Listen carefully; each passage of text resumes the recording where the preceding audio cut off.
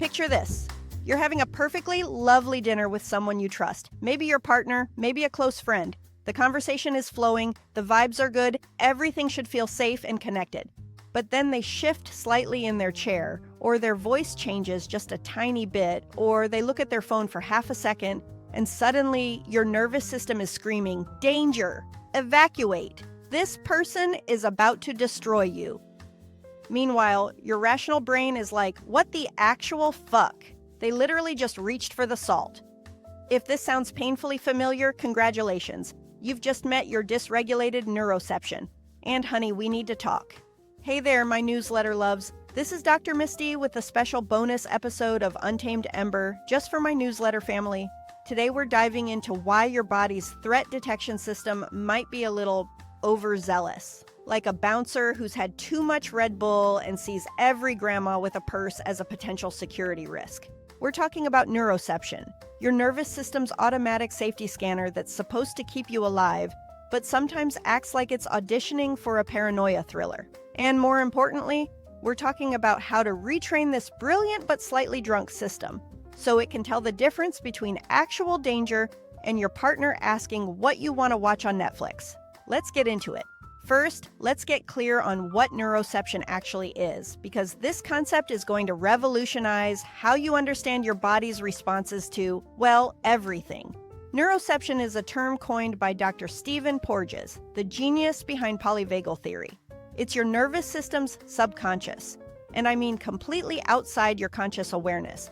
Evaluation of safety versus danger in any given moment. Think of it as your body's built-in security system, running 24/7 in the background, constantly scanning your environment and the people in it for signs of threat or safety. It's analyzing facial expressions, vocal tones, body posture, proximity, environmental sounds, even the quality of light in a room, all faster than your conscious mind can process. When your neuroception detects safety, your nervous system relaxes into what Porges calls the social engagement system. You feel calm, connected, curious. Your face is mobile and expressive. Your voice has natural variation. You can think clearly and access your full range of emotional responses. But when your neuroception detects threat, real or perceived, it immediately shifts you into protective states. Fight or flight, if escape seems possible, freeze or collapse if it doesn't. Here's the crucial part. Neuroception doesn't give a shit about your logical thoughts. It doesn't care that you intellectually know your partner loves you, that your friend is trustworthy, that you're objectively safe. It operates based on pattern recognition from your entire life history, with particular emphasis on your earliest experiences of safety and danger. And here's where it gets complicated for those of us with trauma histories, religious conditioning, or neurodivergent nervous systems. Our neuroception often gets calibrated in environments that weren't actually safe, so it learns to detect threat everywhere, even in genuinely safe situations. If you grew up in a household where love was conditional, where emotions were unpredictable, where your neurodivergent traits were pathologized or punished, your neuroception learned that even the people who claim to love you could become dangerous without warning. So it developed a hair trigger response to any subtle shift in tone, expression, or energy. If you were raised in religious environments that taught you that your natural desires were sinful, that your body was inherently problematic, that questioning authority was dangerous, your neuroception learned to associate even your own internal experiences with threat. This explains why you can be in the safest possible situation and still feel like something terrible is about to happen. Why your nervous system treats your loving partner like a potential threat when they're just tired after work. Why social situations that should feel good instead feel like emotional minefields. Your neuroception isn't broken. It's just been trained by environments that taught it to be afraid of connection, afraid of vulnerability, afraid of being your authentic self. Let me paint you some pictures of what dysregulated neuroception actually looks like in real life. Because once you recognize these patterns, everything starts to make sense. Maybe you're the person who can immediately sense when someone's mood shifts, even before they're consciously aware of it themselves. You walk into a room and instantly know something's off, even when everyone's smiling and acting normal. Your friends think you're psychic, but really, your neuroception is just hyper-tuned to detect any hint of emotional danger. Or maybe you're someone who feels inexplicably anxious around certain types of people. People who remind you in some subtle way of someone who hurt you. They might be perfectly kind, perfectly safe, but your neuroception picks up on some similarity. The way they hold their mouth, their vocal rhythm, their energy, and immediately categorizes them as unsafe. For my neurodivergent folks, this gets even more complex. Your neuroception might be constantly activated by sensory experiences that feel overwhelming or unpredictable. Fluorescent lights, unexpected sounds, certain textures.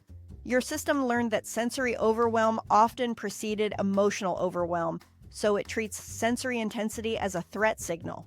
And then there's what I call safety whiplash, when your neuroception can't make up its mind. One moment you feel completely safe with someone, the next moment they do something tiny. Laugh differently, look at you slightly wrong, use a particular word, and suddenly your system is convinced they're about to abandon or attack you.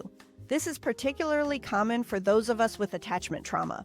Our neuroception learned that the people we depend on for safety are also the ones most likely to hurt us. So it's constantly toggling between safe person and dangerous person about the same individual. Religious trauma adds another layer. Your neuroception might treat your own pleasure, your own desires, even your own joy as threatening, because you learn that these internal experiences led to shame, punishment, or rejection. So your system tries to protect you from your own embodied experiences. The most maddening part, you can logically know all of this. You can understand exactly why your neuroception is dysregulated. But that knowledge alone doesn't change how your body responds, because neuroception operates below the level of conscious thought. This is why just relax, or you know they love you, or stop being so sensitive is such bullshit advice. Your conscious mind might know these things, but your neuroception is working with a completely different set of data. Data that says vulnerability equals danger, connection equals potential harm, and letting your guard down leads to pain. So what do we actually do about this? How do we retrain a system that operates outside conscious awareness? The answer isn't to override your neuroception. That's impossible and potentially dangerous. The answer is to gradually, consistently provide it with new information about safety.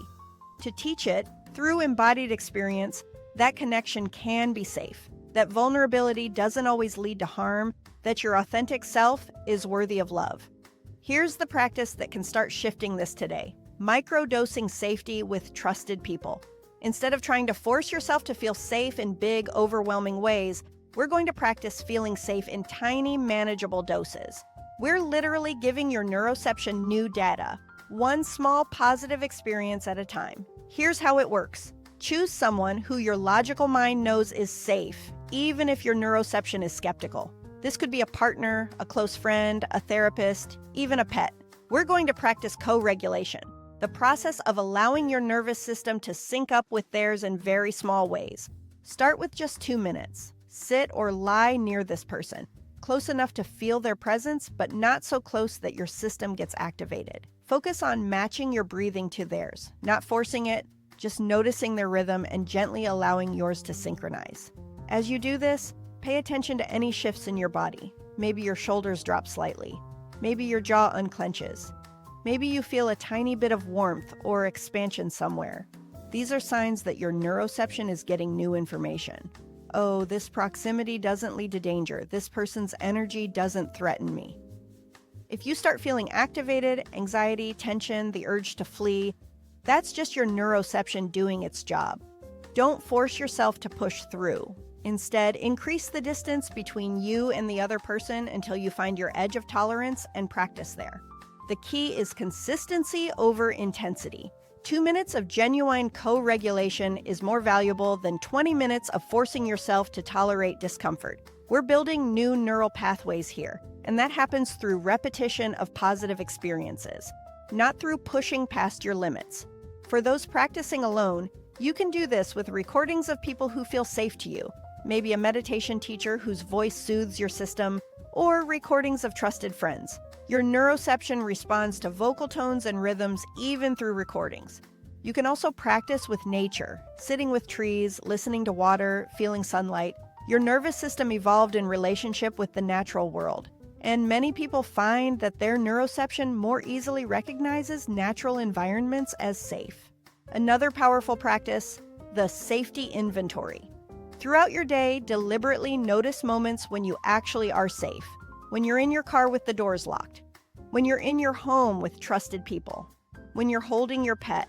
When you're in a space that feels genuinely peaceful. Don't just think about these moments, feel them. Let your body register the sensations of actual safety. This gives your neuroception positive reference points to compare against when it's trying to evaluate new situations. The goal isn't to make your neuroception less sensitive. That sensitivity might be protecting you in genuinely unsafe situations. The goal is to make it more accurate, more discerning, better at distinguishing between past dangers and present safety. Here's why retraining your neuroception is about so much more than just feeling less anxious around people. Your ability to accurately assess safety versus threat impacts every aspect of your life. Your relationships. When your neuroception can recognize genuine safety, you can be more present during intimacy, more authentic in your connections, more able to receive love without constantly bracing for betrayal. Your sexuality. So many sexual difficulties stem from neuroception that can't distinguish between past violations and present consensual experiences. When your body can recognize safety with a trusted partner, pleasure becomes possible in ways it wasn't before. Your work and creativity. Chronic neuroceptive activation drains enormous amounts of energy. When your system isn't constantly scanning for threats, you have more capacity for focus, creativity, and meaningful engagement with your projects. Your relationship with your own body. Perhaps most importantly, retraining neuroception helps you recognize your own internal experiences as safe. Your emotions, your desires, your authentic responses. Instead of being seen as threats to be controlled, they can be experienced as information to be honored. This is particularly crucial for those of us with marginalized identities. Our neuroception often learned that being our authentic selves, queer, trans, neurodivergent, disabled, was dangerous. Retraining it allows us to gradually reclaim those aspects of ourselves that were forced underground for survival. As we wrap up, I want you to remember this. Your neuroception isn't your enemy. It's not something to be fixed or overridden. It's a brilliant system that kept you alive through situations that genuinely weren't safe. The hypervigilance that exhausts you now, it probably protected you from real harm at some point. The sensitivity that feels overwhelming in crowded spaces, it might have helped you navigate unpredictable family dynamics. The way you can sense other people's emotions so clearly, that's a superpower that developed to keep you safe in environments where emotional volatility was dangerous. We're not trying to eliminate these capacities. We're trying to update them, to give them new information so they can serve you in your current life instead of keeping you trapped in responses that belong to your past. Your journey towards safety isn't about becoming less sensitive or less aware. It's about becoming more discerning, more able to distinguish between echoes of old dangers and opportunities for new connection. This work takes time. Be patient with your system. It's been protecting you for years, maybe decades. It's going to need consistent, gentle proof that it's safe to recalibrate. Start small. Practice micro moments of safety. Notice when you actually are safe and let your body feel it. Build new reference points, one breath at a time. Your neuroception is learning. Your nervous system is capable of change. And you beautiful, sensitive, brilliantly protected human, you deserve to feel safe in your own body, safe in your connections, safe in your own authentic existence. Until next time, this is Dr. Misty reminding you that your body's threat detector isn't drunk. It's just been working in a world that taught it to fear connection. And together, we're teaching it something new. Remember to subscribe to the Untamed Ember podcast wherever you get your podcasts for weekly episodes. See you in the next full episode, Rebels.